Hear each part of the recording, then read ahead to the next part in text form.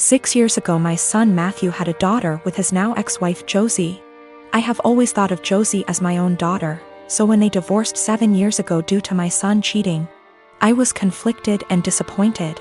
Josie wasn't particularly close with any of her family, so my husband and I naturally took them in. Josie was an angel. She had insisted that we didn't have to lift a finger more than before we had taken them in, and though she was hurt, she kept civil around Matthew. My husband and I held a huge hand in raising their daughter Ruth, because Matthew remarried less than a year later and now has a 4-year-old son after disowning Ruth. 2 years ago my husband was diagnosed with lung cancer. It was hard on everyone, especially Ruth. They were extremely close.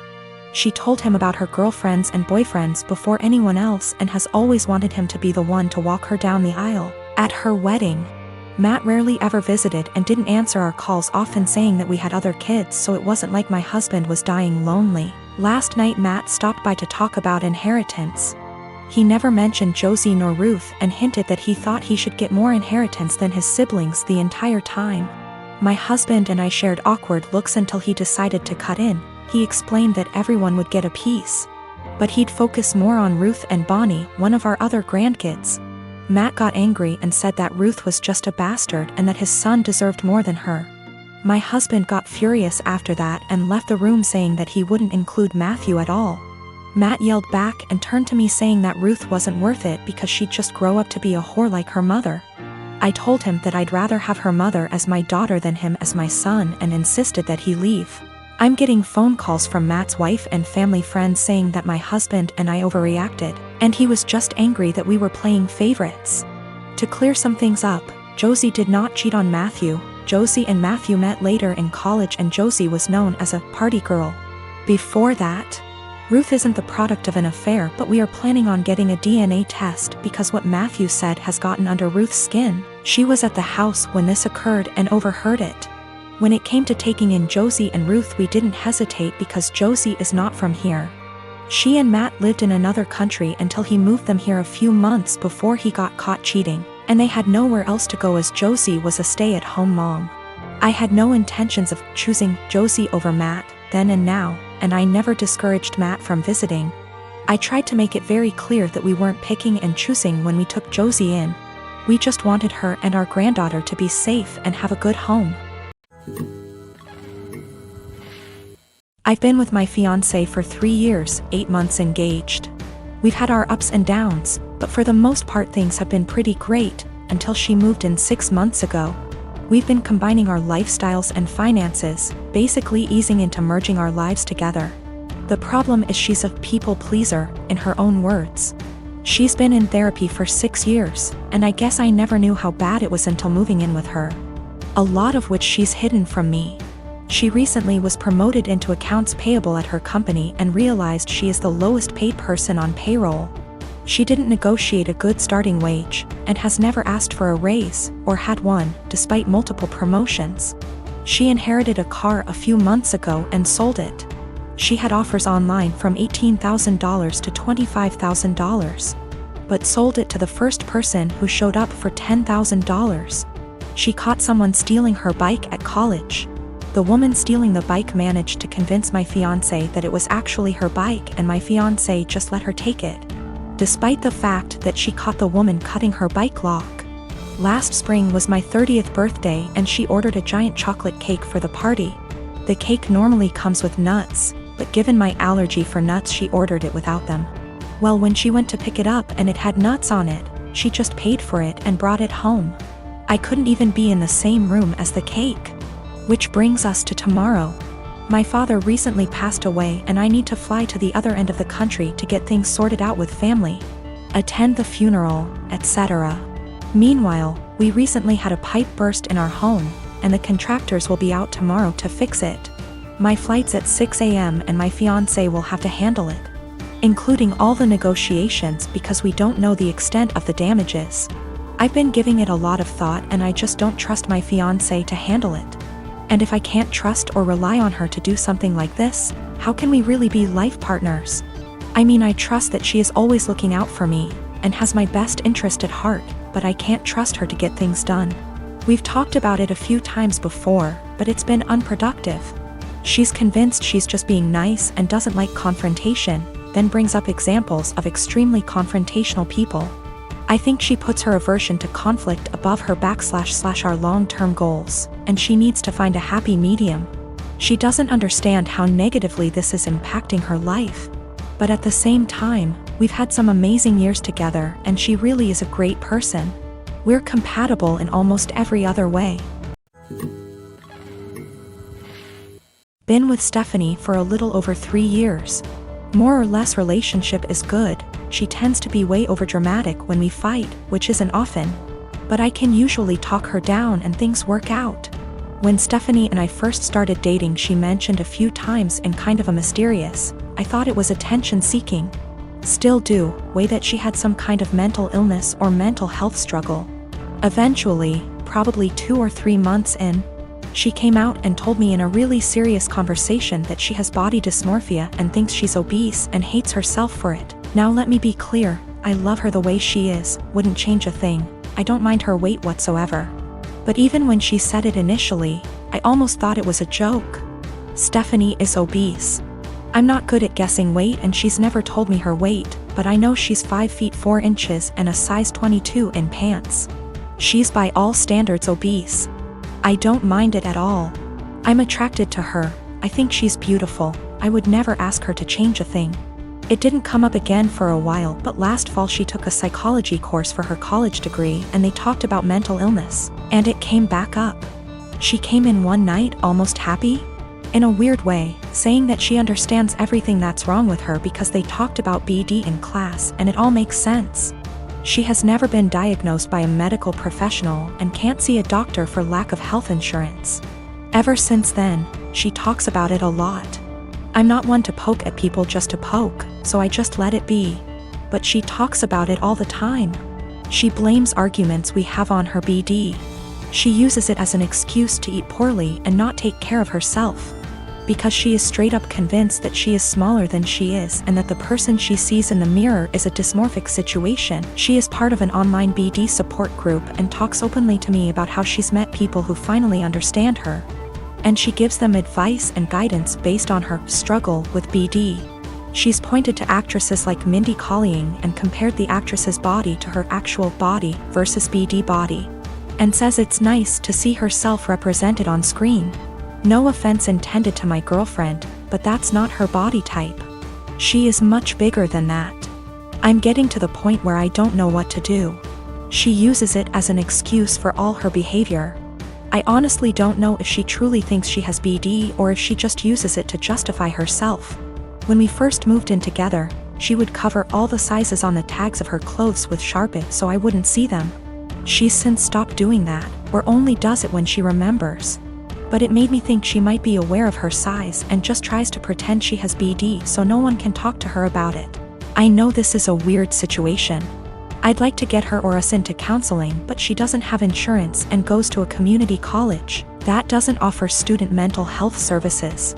I'm not sure what to do. Since my wife and I got married 3 years ago, things have been off. I know that people grow and change with time, but around our wedding, my wife changed drastically. She bleached her dark brown hair blonde right before the ceremony. And I honestly thought I was in the wrong church for a split second when she came down the aisle. We moved into our house right after the honeymoon, and she went into full domestic mode. We'd shared cleaning duties before, but once we moved into the house, she became insistent on doing everything before I could even get to it. Since this is our first house, I thought it was some kind of homeowner nesting thing, but it never stopped. Her hair color is none of my business and I think most people would be happy not to have to clean. So I honestly didn't really think much of either of those things at the time. The big thing has always been how closed off she got after the wedding. When we were dating, she'd tell me long rambling stories about her feelings and rant to me when she was upset and all that. And I liked hearing about what was going on inside her head. After the wedding, that stopped pretty abruptly. If I ask her how her day is, she will only ever tell me that it was fine or super. She doesn't talk to me about her feelings anymore, ever, even when I explicitly ask, "How do you feel about X?" She also stopped telling me about anything important that happened to her.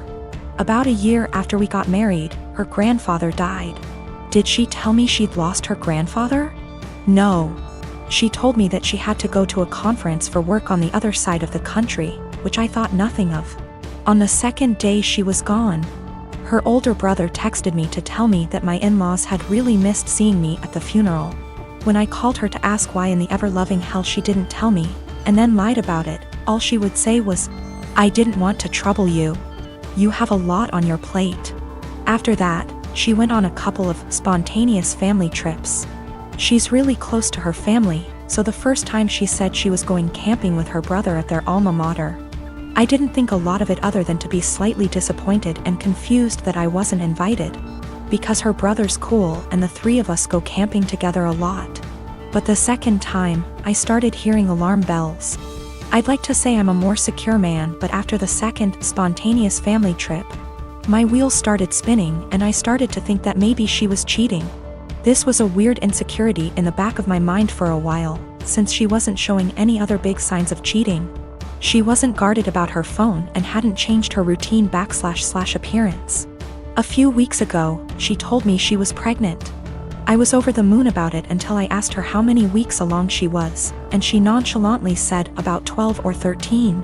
She'd been pregnant for like 3 months before she even bothered to tell me. She's not really showing at all, and she doesn't usually drink, so I had been completely in the bloody dark. I honestly hadn't even suspected. That was kind of it for me. I was sure she was cheating, and that it wasn't my kid. I thought there was no possible way that a woman would keep her pregnancy a secret from her husband for 3 months. So I snooped. Yes, I know I was wrong, but I wanted proof that she'd been having an affair before I moved out. One of my best buddies from college is a divorce attorney, and when I asked him what I should do, he sent me the info for a key logger. I installed it on my wife's laptop and was prepared for the worst. Now, I feel like what I found is somehow worse than her cheating. I didn't find any steamy messages, but I found out that she keeps a diary in a Word document that she writes in every day. I know I should have just stopped once I knew she wasn't cheating, but once I saw my name in her diary, I couldn't stop. I read all of it. All 7 separate documents, going back to way before we'd even met. Turns out she's not cheating.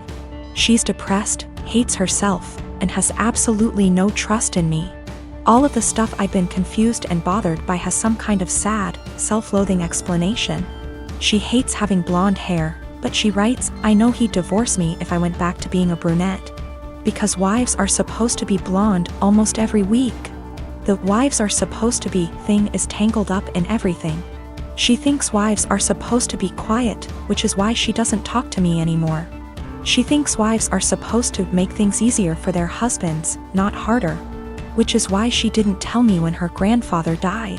It just goes on and on and on. She didn't tell me when she got a huge promotion and a raise because he'd leave me in a heartbeat if he knew I made more money than he does. Men can't handle that. It hurt to know that she thinks of me as some kind of one-dimensional 1950s husband. And I've been racking my brain to think of anything I could have done to make her think this way. What I can't handle is that she'd lied about the big stuff. I honestly don't know if I can forgive her for not telling me about the miscarriages. The spontaneous family trips were actually her miscarrying 2 of our children, one at 5 weeks, the other at about 10. She went and stayed with her parents while she was recuperating, and her brother and sister came to support her. But not me. I didn't get to be there for her, because she thinks I would leave her immediately if I knew that she'd killed our children. She's convinced that she caused both miscarriages because she smoked pot for a long time before we got married. For what it's worth, it sounds like her family tried both times to get her to tell me, but she wouldn't. She finally told me about this pregnancy because her parents threatened to tell me she didn't. I'm just absolutely confused. I don't even know what to think right now. I'm just so baffled because everything she says about me in her diary is insanely nice. She goes on for pages and pages about how much she loves me and how she thinks I'm her soulmate and how she would do anything for me. I just can't understand why she thinks that I would leave her. Knowing that she's spent the last 3 years walking on eggshells around me, convinced that I would leave her at the drop of a hat is just so confusing and awful. I feel like our marriage is some kind of lie. The woman I thought was self-confident and ready to take on the world is actually full of self-loathing and really, really depressed. I don't know her at all. She's been suffering silently with depression long before we met. She has no faith in me, no trust. She thinks that every hug and kiss I give her and every "I love you" I say is a lie. I just don't know what to do. She obviously needs serious help, but I don't know how to get it for her. I can't tell her that I read her diary. If she has zero trust in me now, I can't even imagine what she'd think if she knew if I read 6 years worth of her private thoughts. I feel like I need to get my in-laws on board somehow, but I don't know what to say to them. I know I can't ignore this, but I feel like any move is the wrong move.